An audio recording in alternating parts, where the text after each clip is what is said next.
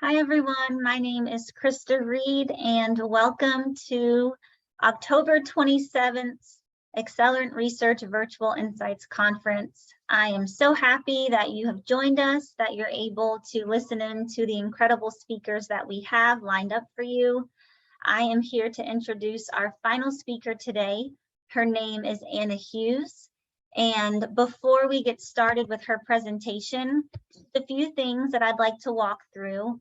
You've probably heard this a few times now if you've joined us quite frequently. We are at the mercy of tech. Just bear with us. If there's a glitch, if a microphone goes out, a camera goes out, a dog barks, a baby cries, you name it, it will probably happen in this current environment that we're in today. So bear with us. We'll be up and running. This is being recorded, so if at any point you have connection issues, don't you worry. We'll make sure that you're able to access all of the presentations. The next is just to please be respectful with your comments, your questions. We will make sure at the end of Anna's presentation to pull all of the comments and questions that we're receiving in all of the feeds. So we'll do our best to make sure that you get answers to whatever questions that you may have. If we're not able to answer all of them today, we'll be sure to collect your contact information and follow up with you. And then the next is just network, engage, interact, speak with one another, share your information.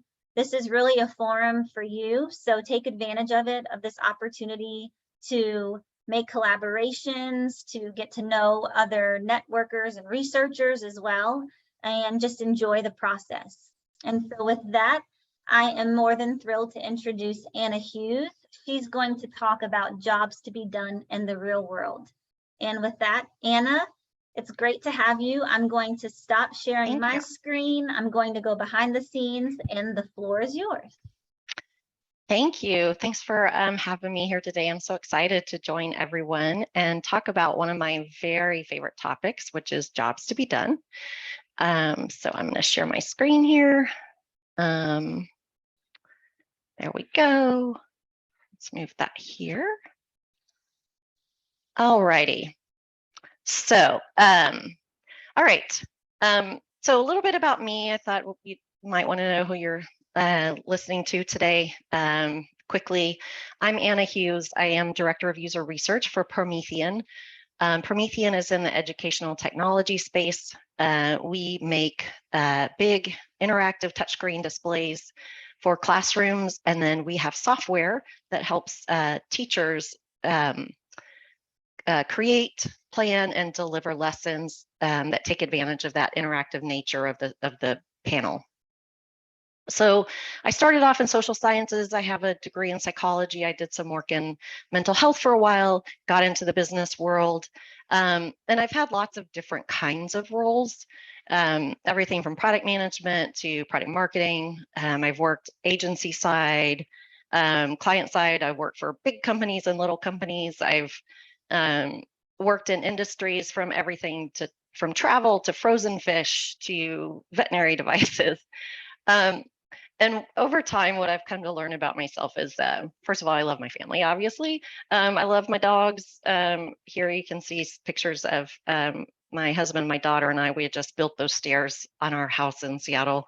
I love to row.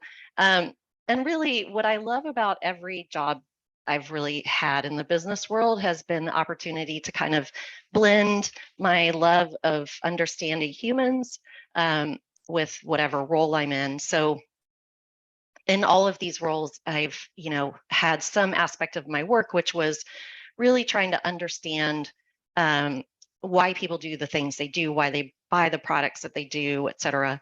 And what I've really come to understand also about myself is that I love educational technology. So that's me. All right.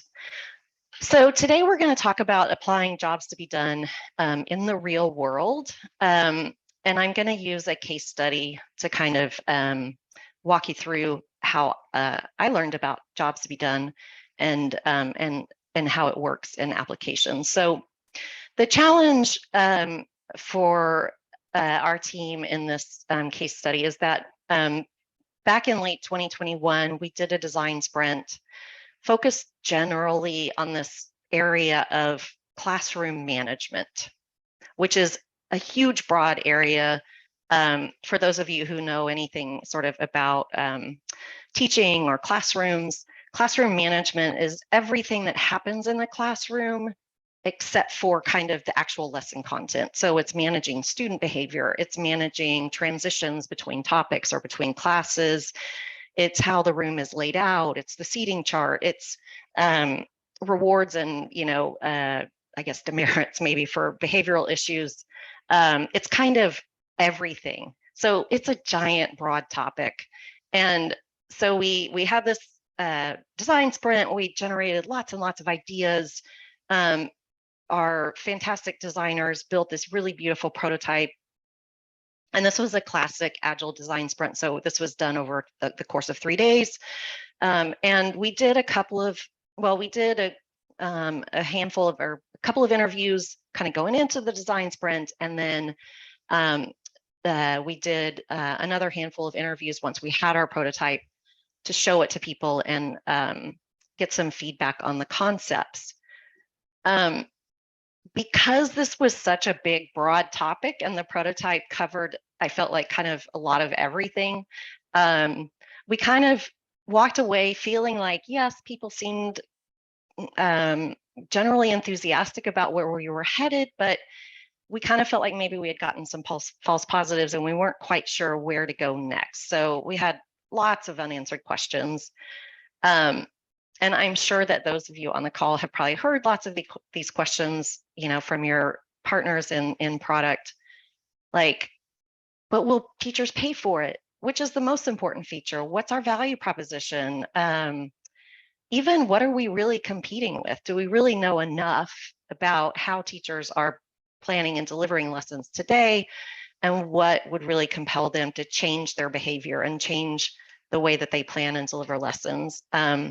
So as we were kind of going through all these questions, I think, to me, this all came back to this really big question, which is, are we really solving the right problem? And are we solving it in the right way? So once we all agreed that we still kind of had this question in our head about whether or not we're solving the right problems, then it was a question of, okay, so we've kind of agreed that on what the question is, but there's so many methods out there to choose from when you're trying to figure some of these things out, right? Like, so do we do a conjoint to get to pricing information? Do we do Kano or MaxDiff on the features that we have to see which ones people really like? Do we do A/B testing, comparative testing, monadic testing? Like, there were a million, obviously, possibilities and ways that we could go. I happen to be a big fan of Clayton Christensen. And so this quote just kept popping up in my head about what companies really need to home in on is the progress the customer is trying to make in a given circumstances, what they're really hoping to accomplish. And when they buy a product, what is it that they hire it to do? And this kind of kept bubbling up in my head, which was, do we really understand enough about what teachers are trying to accomplish at each of these stages? Do we really know what they're hiring different tools to do for them? So I proposed back, maybe we should look at this jobs to be done methodology. And so I got buy-in from, my management, from product management, and they're all like, yes, let's go do it. And I said, okay.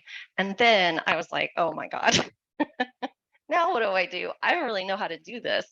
And when you go into sort of the literature and you start doing exploration about how do I actually execute a jobs to be done project, there are so many resources out there, and there are books and there are canvases and things you can download. And, I felt when I went back to the original Harvard Business School review, Know Your Customers' Jobs to Be Done article, it was beautifully laid out, and I could see how in this, example that they use there, that the fast food company understood that people were buying milkshakes to keep them full until lunch, and that was gorgeous. But there was no and here's how you do it. So I started looking at. I talked to people in Slack. I read things, whatever. And so what I kind of came to the conclusion was that this was a time for me to really go outside of, the company and try to find some help with this. And we were really fortunate in the sense that we had some funds, and I was able to find a company called VendBridge. They're located in Switzerland. And what I really liked about them was, first of all, as an ed tech company, we didn't have tons of money to spend. So like Stratagen and some of the others I've forgotten now, Intercom, some of those were kind of outside of our price point. And honestly, I didn't really want to just outsource this project to someone else. I wanted to learn how to do jobs to be done, and I wanted my team to benefit from the experience as well. So, so VendBridge has this really interesting model. They do these coaching engagements where basically at every stage of the process, they do a little bit of kind of explanation and direction on what we're going to do. We go away as a team, do the work, come back, get some critique, and then we execute and move on. So at the end of this, what we had was a beautiful sort of jobs to be done project and kind of a new knowledge base in our company. So that's kind of what I'm here to share with you today. So we had this beautiful framework where we started with kind of over on the left side, you can see we spent most of our time understanding the needs. And then on the right-hand side, mapping the features of this prototype or this notion that we had around classroom management to actual needs. All right, so to start with, we mapped out kind of what are our assumptions about planning and delivering lessons, and what do we think about why teachers do the jobs that they do, and we laid this out in this hierarchy. So at the highest level, teachers tell us things that they're there to help students prepare for their lives. They're here to contribute back to the community and connect with students, with families and other educators. And you could kind of you could have lots and lots of research around those high level jobs. You could probably spend your whole life, sort of unpacking those. But what was really helpful about this hierarchy is that it was an opportunity for us to really scope in and hone in on the altitude for our research and where we wanted to focus our time. So in this case, we had some very specific questions to answer about how do teachers go about planning a lesson, delivering a lesson, reflecting on a lesson, those kinds of things. So so we put together sort of a map, and this is a little bit of a truncated map. It was more detailed, but just for the sake of discussion, this is kind of a simplified view. We laid out what we believed was kind of the journey. What are the steps that teachers take along this journey of planning, preparing, and delivering lessons to use as input to our interviews? So we prepared this, and then we talked a lot about uncovering job metrics. And I think this is where it becomes, I feel like the jobs to be done methodology gets a little mysterious. Is like, how do you actually go about finding these things out when you're talking to someone? Like, the whole notion of laying out a sentence that's like, I want to compile content in the fewest possible steps when I'm setting up a lesson so that I can remember everything, so I can get home, in time for dinner. The beauty of these statements is that once they're done, they're stated and the customer need has been articulated in their own language. They're solution free. So this is really important when we're thinking about jobs to be done, is to remove ourselves from trying to solve the problem or even creating statements that include solutions with them. So another way of saying this is like, if I wanted to go back and deconstruct this sentence, if I said, I want to use Google Drive to compile my content in the fewest possible steps, that's not really a job metric. I've stated a solution in that sentence, which is what we want to avoid here in these jobs to be done statements. We want to just capture the need. And then it's our job really to go away and figure out what the solution is. But in any case, we really want these statements to be precise, to have some measurable unit, so that they're ready to be quantified in a survey. So let me talk a little bit about how we go about uncovering these job metrics. So the way we did it was we created a Miro board, and obviously with COVID, these were all remote interviews. But for each interview, we put together a Miro board that laid out kind of the more detailed steps that might go into planning a week, planning a day, planning a lesson, delivering the lesson, reflecting on a lesson, like all more discrete kind of steps that might go into those jobs.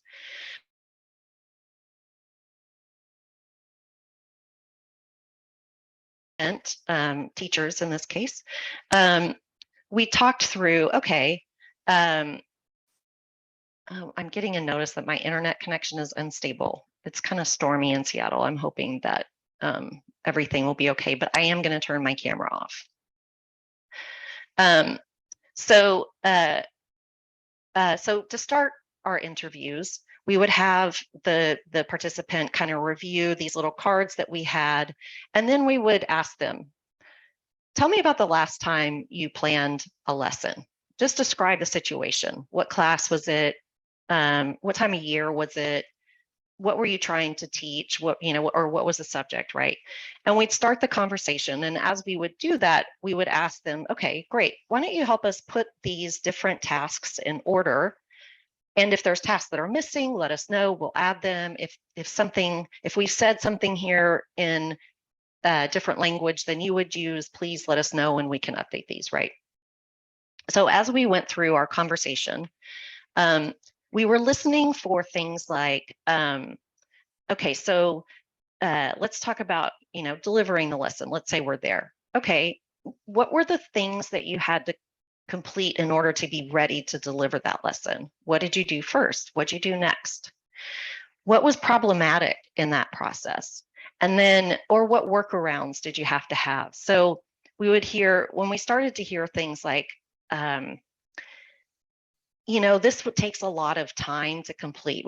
Then we would want to dig in there and say, okay, well, tell me about it. Tell me more about that. What is it exactly that takes extra time? And then you could get into unpacking like, oh, well, I like to collect things from all over the internet, and then I kind of forget where I store them, and then I have to go back and find them again. Oh, well, tell me about that process of finding them again. So as we went, we had these really rich conversations about this process of planning and delivering a lesson. And to the point of the jobs to be done, when we would hear things like, this always takes me extra time, or I never do this, those are sort of clues that we're about to hear a job metric. So the job of the interviewer at that point was to say, oh, correct me if I'm wrong, but I think what I heard you just say is that when you're preparing or when you're collecting resources for your lesson, you want to do that in the fewest possible steps, because I heard you say that sometimes you forget. Is that correct? And then, give the participant an opportunity to correct that statement or whatnot. And that's important for a couple of reasons. Like, you're actually restating back to the participant what you've heard, giving them an opportunity to correct you. But also on the back end, the people who were observing were very important in this process. So we all had opportunities to interview and then to observe. And the job of the observers, as you can see over here on the right, this spreadsheet of job metrics, is to capture those statements as the interviewer was going. So so these are really rough notes, right, that we were capturing on the fly. Like, to make the lesson plan, I want to create as little material as possible from scratch. I never want to have to start from scratch. The students understand as much as possible about what's going on in the world. So these are examples of kind of our rough job metrics that we were capturing throughout this interview process. So, so we use this structured interviewing process, and we did a total of 10 interviews. And throughout those interviews, we collected a total of 300 and more job metrics. So, and they were categorized along these different sort of steps along the journey, right? So here are some examples. So 300 is way too many to put into a survey, which was the next stage of the process, was to quantify what we heard in these interviews. So as a team, we sat down and we said, oh, okay, we've got 300, that's too many. First, we went through, obviously got rid of the duplicates, clarified and talked with each other about, oh, what did you mean when you wrote this one? And prioritized down to 50 metrics, which we felt like was the absolute max that we could cram into any one survey. But we wound up with 50 metrics that we wanted to go out and quantify in our in the next stage of the process. So we have our 50 metrics. We built a survey in Qualtrics where we in the survey we asked users to rate the importance of these job metrics. And we kind of collected them in logical groups, like, you know, when you're planning your week, for instance. So we asked the respondents to rate how important each of these metrics was. So how important is it to you that you have to create as little material as possible from scratch on a scale of 1 to 5? You can see the rating scale there. And then for that same job, we asked them, how satisfied are you with your ability to do this today? How satisfied are you that you can create lessons without creating material from scratch? So what we're looking for in this survey as our output is kind of this delta between what's important to the respondent and how satisfied they are with their ability to complete that job. So we're looking, so the big opportunities are the ones where you can see here where the kind of the blue line, oops, my colors got a little messed up, but the blue line represents satisfaction. So, you know, over here to the right of this arc, you can see the blue line is relatively low, meaning I'm not very satisfied with this part of my job or my ability to complete this job the way I want to or accomplish the thing I set out to do, and how important that job or that task is. So where you see these gaps between importance and satisfaction are big opportunities for improvement in the lives of these teachers. And then here's another way of looking at it over here, which is customers' expectations of a product when they hire it or, you know, when they use it, and their degree of satisfaction. So what we're looking at here is kind of plotting, if you plot out these, you know, satisfaction versus importance, and these little dots represent all of the little job metrics. Up here on the top right, you have table stakes things that people are like, yes, these are very important and I'm very satisfied with my current solution. So in order to compete, you're going to have to make sure that you account for those things. Down here on the bottom right, these are the opportunities. These are areas where people might not might things are really important, but they have low satisfaction. Again, big opportunities there. Sleepers, these are things that are, you know, they may not be terribly satisfied with these experiences, but they're not terribly important. So probably not the first place to invest. And then cost savers are things that are, you know, sort of low importance, low satisfaction. So don't really bother spending much time there. Okay. All right, so moving along. So these are kind of what we're looking for. These are examples. These are not our actual results. Can everyone see my screen okay? I just got a notification. I'm not about something about my people being able to see my screen. So hopefully everybody's following along. Okay. All right, so moving on into our actual results. Here we go. Okay, so here I was hoping for a little bit of interaction. So I've got a couple of markings here.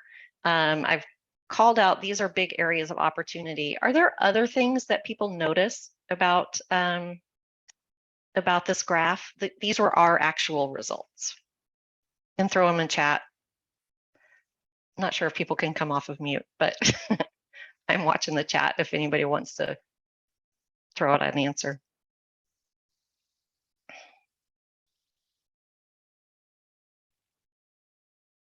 Hi, Anna. So this is Krista. People will be able to respond in the chat. No one else will be able to go off of mute though, but I do want to confirm I am able to see your screen without any issues. Okay, cool. Thank you. Oops. All right. Well, overall low satisfaction among jobs. Perfect. Yep. Absolutely. That is one of the things that I noticed for sure. So if you can see here, our median level of satisfaction with their ability to complete these jobs is very low. Teachers are saying, you know, the solutions I have today are not great.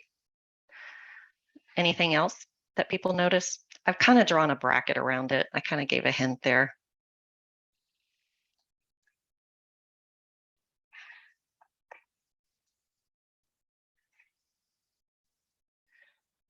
Well, I will tell you what I think, what we saw here with this bracket is that there's a lot of differentiation of these job metrics, right? So they're really spread out, which means that there's opportunity really for us to pick out hero features, right? So these two kind of over here to the far right, kind of down here in this opportunity area, it's easy for us to kind of single out opportunities for improvement, right? If everything was all clustered together, it makes it a little harder to tease out which things are going to be our hero features, which are kind of less important. But because things were well distributed, it also means that we had some good opportunities to separate out some hero features. And obviously with this kind of low overall satisfaction, we have this great opportunity to improve the lives of teachers when they are planning and delivering lessons. So another visualization of this, you can see here where these purple arrows are, there are some gigantic gaps between satisfaction and importance. So things like selecting teaching methods and tools, this 165, this percentage is the potential improvement over the current solution. So if we were able to solve these problems for teachers, we would improve their lives by 165% or improve their ability to complete these tasks and feel satisfied about their methods of completing the tasks. Similarly, under compiling content, we have some really big opportunities to improve. Gigantic opportunity here with managing kind of distractions and interruptions during the day. And interestingly, underneath the hood here in this interruptions, technology failures in the classroom are an absolute massive pain point for teachers, which is really interesting for us to hear as ed tech providers. And then just being able to save notes and reflect and know how to improve the lesson. So we got all these metrics back and we're like, oh my gosh, this is so exciting. We actually know what teachers need. And if we look at, so average importance for all metrics was about a 6. And you can see that there are lots of things here that are really important for teachers. And so lots of opportunities for improvement. So we kind of distilled out of this 6 main kind of pain areas that, were on this value map. Number 1, again, was interrupting the lesson. Number 2 was really quickly finding and organizing these resources, and so on. So we were able to kind of identify where these need spaces were, and then we wanted to map those and really identify what were the hero features, or what are the really exciting features that are going to get, that when teachers see them, they're going to say, yes, that solves my problem. I'm so excited about that. I can't wait to use it. So what we did then was we went through a mapping exercise, and we split up into teams, and we each took a set of features and a set of pain points, and we mapped them together, and then we swapped and we rated each other. So that we all had a chance to look at all the pain points, and also to kind of question each other and say, really, is that really that much of a priority? Or, is this really addressing that pain point? So which was, led to some really fruitful conversations.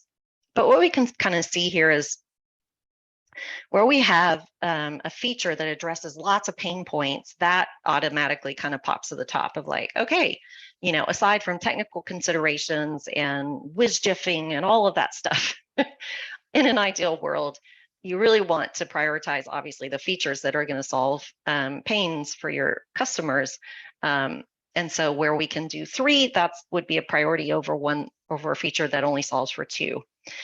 What you see here in this pain point 2 column is that we didn't really have features that were addressing that pain point. And so maybe that's a blind spot. Maybe that's an opportunity for us to ideate on some new concepts or some new features that we hadn't thought of. So out of this, we recognize that student focus is a huge pain point. I talked about a little bit about interruptions. The pain point around an interruption is that you lose your students' focus. They drift off, they get distracted by something else, they lose the train of thought. All of the things that happen to us as adults also happen to children when they get interrupted, and especially around these technical issues. So now we have everything, right? Like we have okay, we know the kinds of features that we want to prioritize, and we know that we're solving real customer pain points. We kind of know the job area that we're targeting. We've got a much tighter scope for our solution than we did when we started. We have our set of hero features, the things that we believe are going to really capture the excitement and attention of teachers when they see our solution. And we kind of know what we want them to do, but we haven't really pulled that together into a value proposition. So we did another workshop where we looked at, okay, what are the themes around kind of the needs? What are the solutions that we think map? And how do we craft those into a value proposition? So we're looking at, the specific job category, right? So in this case, we know that delivering a lesson, there's lots of pain points in there. And we know the biggest pain point is that interruptions occur. Students lose their focus. Once they get lost, it's hard to get them back, hard to get them refocused. And we're calling, for the sake of this discussion, we have the attention grabber toolkit. But in our solution, we have tools to help teachers get their students to refocus. And so, the desired action is for them to go sign up for a trial. And so in the middle, here's our promise, right? This is really the value proposition, is what it is that we're promising to our customers. So our outcome really here of all of this work, which actually happened, I guess time scale, probably people want to know time scale. This happened over the course of 5 weeks. So it was pretty quick. We really, as a team, got together and we're pretty focused on getting this done quickly, because we were going into planning for the next quarter, and we wanted to make sure that we had all of the information we needed to spin up a team and get going on this. So the outcome here really was that, we have a value proposition, it's believable, it's compelling, it's centered in customer needs. And we know that we're going to have a product that we can deliver that will deliver against those customer needs. So we started off with this problem area of like, we have so many ideas and so many things we want to do, narrowed down now to, we have these 7 hero features. We can be much more targeted and about how we deploy our resources and how we prioritize what we're going to do. And then to this question about will they pay for it, we know we have this customer-centered value proposition. We haven't landed on a price point. We haven't done, a pricing study, but we know based on what we've heard from teachers and the needs that we're going to solve for them, that this is going to be something that's very compelling, and we believe people would be willing to invest in. And of course, as we go, we will do pricing studies. We've got that on the map, on our roadmap, but we do feel confident, now that we have this customer-centered value proposition, that we have something that people would be willing to pay for. So we started off, if you remember, with this like really giant prototype that did all kinds of things, and we had this sort of vague value proposition of, we're going to help teachers save time when they're planning a lesson, which is kind of the promise of every piece of educational technology out there. It wasn't very compelling even to us who are designing the solution. And instead of that, our new value proposition, one click, all eyes to the front, which is just beautiful if you're a teacher. The notion that you're going to get your students refocused, you're going to get them re-engaged, you're going to have their eyes to the front and on the lesson, engaging with you. So that is what I have today. I wanted to leave plenty of time for questions. So I will pull up my little Q&A. Heidi, if you were to advise a company that wasn't familiar with jobs to be done, what the one big benefit is to this framework, what is it in a service industry? Yeah, Heidi, thank you. That's a great question. And it's one that I kind of struggled with, just being totally transparent. My manager and the people in the product team were not at all familiar with jobs to be done. They hadn't really, and it felt very intangible to them. The biggest benefit and the way that I was able to kind of sell this internally was this notion of coming out with this prioritized set of needs that we could then develop solutions for. And done in a way that was more scientific, if you will, than had been done in the past. And that was really the big selling thing, was making this super tangible for my stakeholders. Was, you're going to get this, you're going to get a list of 8 needs or whatever it is that we're going to go out and tackle, and we'll know how to resource and we'll know how to prioritize.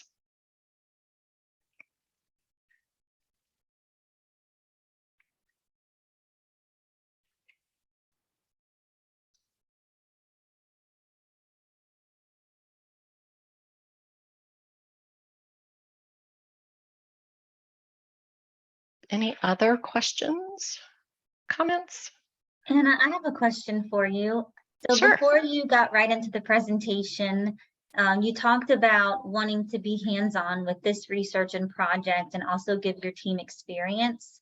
What are some of the best practices or lessons learned that you've started to incorporate as you think about how to work with your team, how to partner with other suppliers or vendors, or just approach your projects in general? Great question. This was a terrific model for us in terms of how to mentor other teams. So for instance, one of the things that we're interested in is the notion of continuous interviewing, continuous feedback, right? And so one of the challenges that we have as a research team is how to mentor and encourage other teams to engage in research as well. So I really have kind of taken this consulting approach with a lot of how I engage now with other teams. So a good example was recently we were had a project to investigate licensing models for software. So I sat down with the product manager and we talked through the research questions, we talked through the objectives, and he had some, very specific questions so that he wanted to get answered. So we developed an interview guide together. We talked quite a bit about who he wanted to talk to, and then I just used the model, right? So I did the first interview with the first customer and had him observe and take notes. Afterwards, we debriefed and we talked about that experience. He took the next interview again afterwards, and I took notes. We debriefed and discussed, how he felt about it, and and I gave him some pointers. It's worked really well, and I've done that now with a number of our product managers, and it's worked really, really well. I think it helps them feel more confident in their skills, and I think, I don't know how other researchers out there feel about this, but it also gives me a little bit of comfort to be able to guide and shape that interview process a little bit, and help, kind of make sure that we're sharing best practices with our colleagues. Awesome, thank you. Yeah. I am not seeing, excuse me, any further questions on YouTube. Anyone else have a question here within the Zoom function that you'd like to submit in the chat?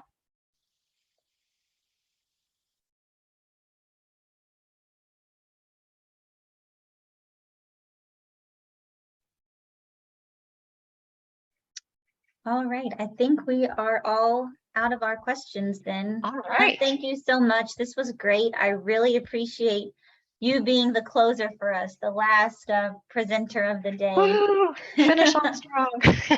Yes. Thank you so much. What a great way to end. Thank you so much. And thank you everyone for joining. If you would like to view the recordings, these will be available to you. If you have any further questions, you weren't able to submit them live, please don't hesitate to do so. Thanks for joining us, and we will see you at the next Virtual Insights Conference. Have a great day, everyone.